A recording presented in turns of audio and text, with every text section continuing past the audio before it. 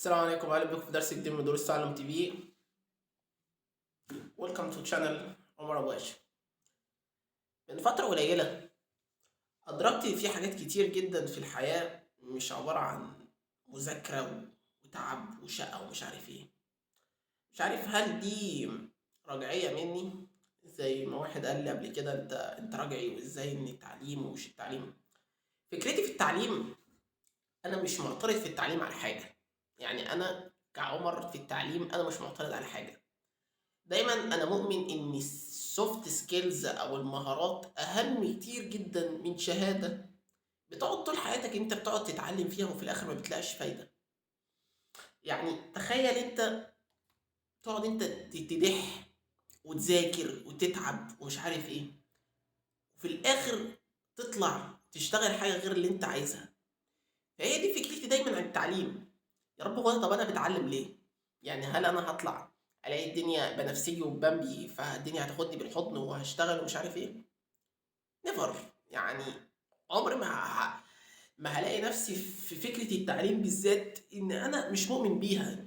يعني انت فاهمني؟ يعني انا دايما مش مؤمن بفكرة التعليم. يعني انا بالنسبة لي ان السوفت سكيلز او المهارات اهم كتير جدا جدا من انت ورقة. يعني تخيل معايا اتنين رايحين يقدموا في انترفيو. واحد رايح بالتقدير بتاعه الجميل اللي هو عبارة عن امتياز مع تقدير مرتبة الشرف وجامد جدا، بس ما يعرفش حاجة عن سوق العمل خالص، أبيض ما يعرفش حاجة عن سوق العمل.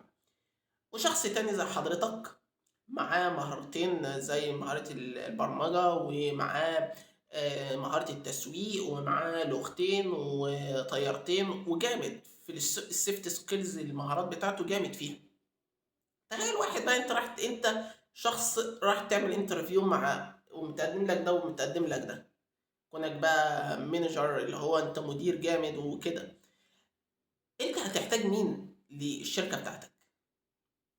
بديهي هتختار او مش هتختار ابو تقدير عام، لان ابو تقدير عام ده منزلش يشتغل في سوق العمل.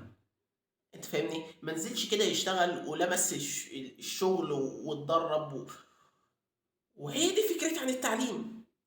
احنا ليه بنتعلم؟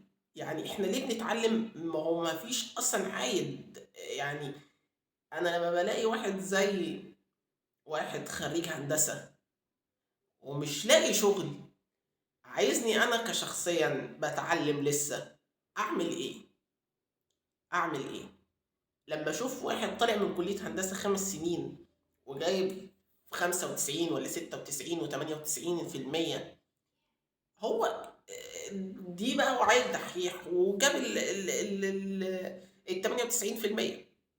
بس انا كشخصيا لما اشوف واحد جايب 98% وتعب وسهر ومصاريف اهله ومصاريف 5 سنين كلية ومش عارف ايه، ويطلع الاقي الشغل، انا اللي لسه بتعلم هستفاد ايه بقى من التعليم؟ ما هو سؤال بديهي.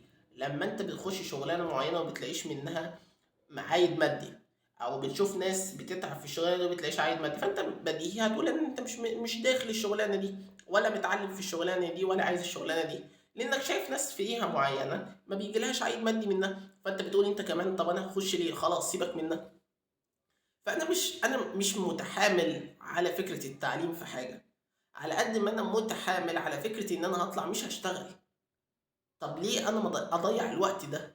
يعني انا ليه اضيع الوقت ده؟ ما هو في ان انا اتعلم مهارة، وفي مهارات زي دلوقتي بسم الله ما شاء الله في السوشيال ميديا. احنا بقينا في عصر التكنولوجيا، عصر السوشيال ميديا.